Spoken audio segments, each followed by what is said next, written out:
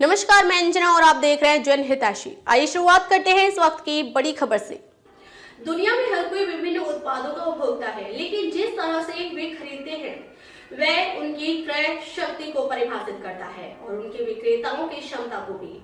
इस प्रकार हम आमतौर पर मानते हैं कि कोई व्यक्ति जो अपने उत्पादों को घर घर या गलियों में बेच रहा है, कभी भी अपने उत्पादों को दुनिया के सबसे प्रसिद्ध और शक्तिशाली लोगों को बेचने तक का सफर तय नहीं कर सकेगा।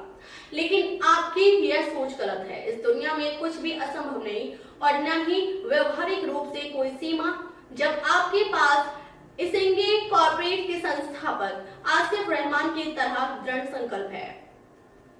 आसिफ कोलकाता स्थित एक सामान्य परिवार में जन्मे और पले बढ़े। उनके पिता एक जूट मिल में काम करते थे जो अरबी में कुशल थे और उनकी मां एक गृहिणी थी जिनसे उन्होंने संस्कृत सीखी।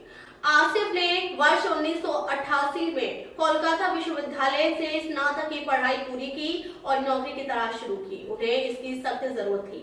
आसिफ को अपनी पहली नौकरी दुर्घटनावश मिली जब वह कोलकाता के पार्क स्ट्रीट पर स्थित एक कारपेट की दुकान में सजे कारपेट को खड़े होकर देख रहे थे। आसिफ की जिज्ञासा से अभिभूत होकर दुकानदार ने उन्हें अंदर बुलाया और कुछ प्रारंभिक पूछताछ के बाद उन्हें डोर टू डोर सेल्समैन की नौकरी देने की पेशकश की। नौकरी की सख्त तलाश में पहले से ही जूझ रहे आसिफ ने जल्दी से हाँ कर दिया। मेरे पिता एक जूट मिल में मजदूर थे जिनकी अरबी में विशेषज्ञता थी। माँ संस्कृत से पारंगत थी और मैं बेरोजगार था। आसिफ ने जनहितैषी से बातचीत के दौरान बताया। कालीन उद्योग में करियर की यात्रा शुरू करने के बाद आसिफ केवल यह जानते थे कि उनकी लगातार कड़ी मेहनत ही होगी जो उनकी सफलता का मार्ग प्रशस्त करेगी। डोर टू डोर विक्रेता के रूप में आसिफ ने अत्यधिक कठिन परिश्रम और अपमान सहित सभी शारीरिक और मनोवैज्ञानिक चुनौतियों का सामना किया। आसिफ ने सीखना जारी रखा और कालीन व्यवसाय के विशेषज्ञ के रूप में विकसित हुए। विशेषज्ञता ने उन्हें जल्द ही भदोही स्थित एक कालीन व्यवसायी के यहाँ बेहतर रोजगार का अवसर दिया और उन्होंने वहाँ वर्ष 2003 तक काम किया। वर्ष 2003 में आसिफ को न्यूयॉर्क स्थित एक कालीन कंपनी के साथ काम करने का अवसर मिला।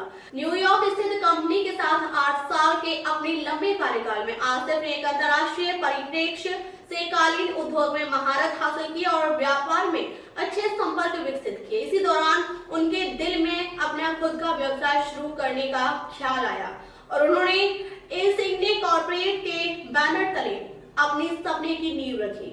आसिफ को जल्द ही अपना पहला ऑर्डर मिला। ताजमहल पैलेस होटल मुंबई के प्रवेश लॉबी के लिए कालीन डिजाइन करने का एक छोटा कॉन्ट्रैक्ट। ताज समूह के सप्लाई के लिए सख्त मानदंड है, फिर भी आसिफ को सिर्फ विश्वसनीयता के आधार पर यह कॉन्ट्रैक्ट मिला।